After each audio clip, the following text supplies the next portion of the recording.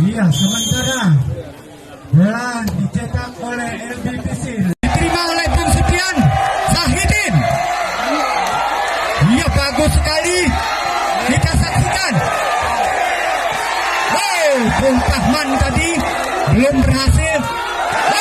Yang telah selesainya acara voli pada sore hari ini yang dimenangkan oleh pemuda Sakit tadi, sehingga saya nyatakan turnamen voli masyarakat ke-26 tahun ini saya nyatakan ditutup.